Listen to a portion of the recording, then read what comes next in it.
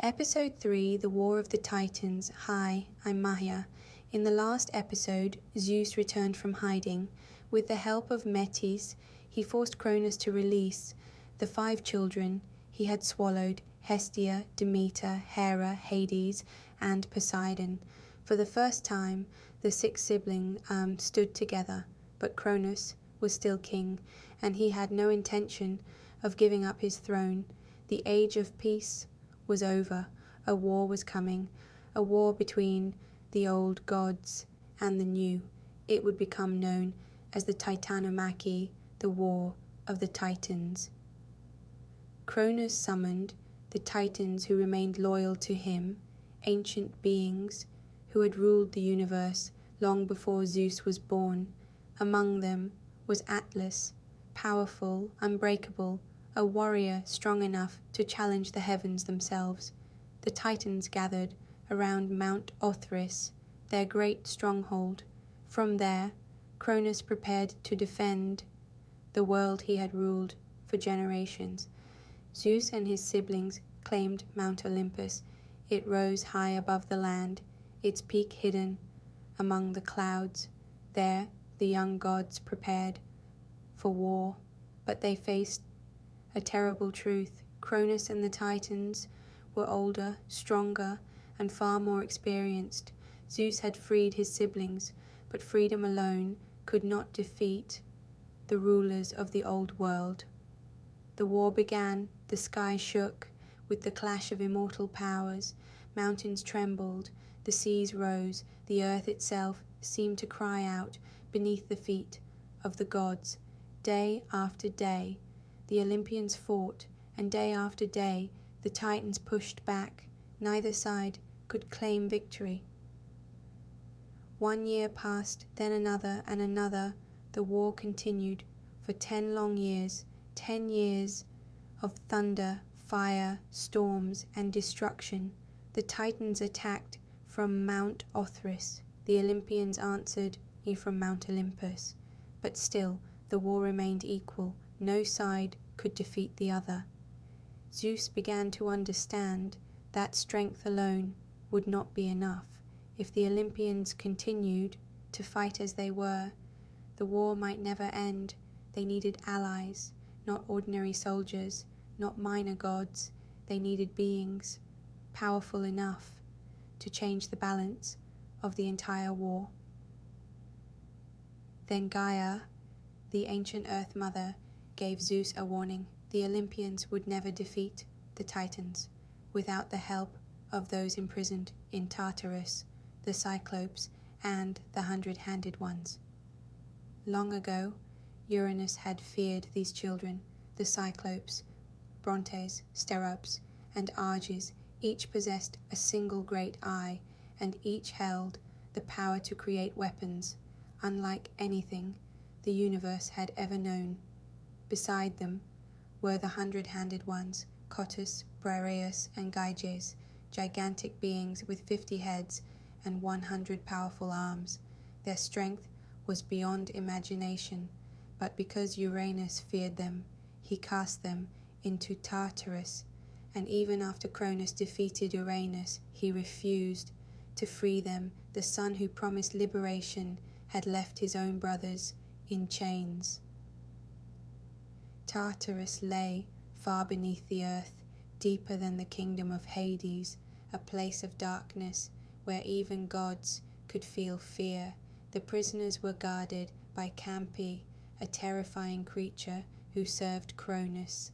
Zeus knew that entering Tartarus could mean death, but without its prisoners, the Olympians could never win. So Zeus descended into the darkness. He passed through caverns older than the mountains, past rivers that flowed beneath the world, until finally he reached the gates of Tartarus. There he confronted Campe. The battle was fierce. The Guardian had protected the prison for generations, but Zeus was no longer the hidden child of Crete. He had become a warrior, a leader, and the greatest threat Cronus had ever faced. Zeus defeated Campe and broke open the gates of Tartarus. Inside, he found the Cyclopes and the 100-handed ones. They had been imprisoned for so long that they had almost forgotten the light of the world above. Zeus stood before them, not as their king, but as their brother. Cronus had abandoned them. Zeus offered them freedom. The prisoners accepted, and in gratitude, the Cyclopes created 3 divine weapons, weapons that would shape the future of the cosmos. For Zeus, they forged the thunderbolt, a weapon of light, fire, and the power of the sky. When Zeus held it, the heavens answered, clouds gathered, thunder roared, lightning spread across the darkness. For Poseidon, the Cyclopes forged the trident. With it, he could command the oceans, raise waves, create storms, and shake the earth itself. For Hades, they created the helm of darkness, a mysterious helmet that made its wearer invisible. With it, Hades could move unseen even among the gods. The Olympians were no longer young rebels fighting an impossible war. Now they possessed weapons worthy of rulers, and beside them stood the 100-handed ones, 3 giants, 300 arms, and enough strength to bury an army beneath the mountains. The final battle began. Zeus raised his thunderbolt, lightning tore through the sky. Poseidon struck the ground with his trident. The seas rose, the earth shook, and Hades, wearing the helm of darkness, moved unseen through the Titan forces. Then the 100-handed ones entered the war. With all their arms, they lifted enormous stones and hurled them toward the Titans. Not one stone, not 10, hundreds. The sky vanished behind a storm of mountains. The Titans tried to stand against them, but for the first time, their strength was not enough. Zeus attacked. With thunder and fire, the heavens burned, the seas roared, the earth cracked open, and at last, the power of the Titans began to break. After 10 years, the war ended. Cronus was defeated. The Titans who fought beside him were captured, and Zeus ordered them to be taken to Tartarus, the same prison where Cronus had once abandoned the Cyclopes and the 100-handed ones.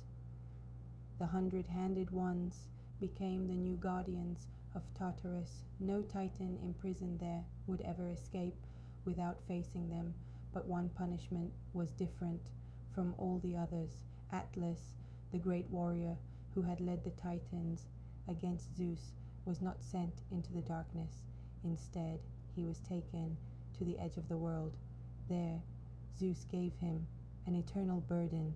Atlas was forced to hold the heavens upon his shoulders forever. The old age had ended.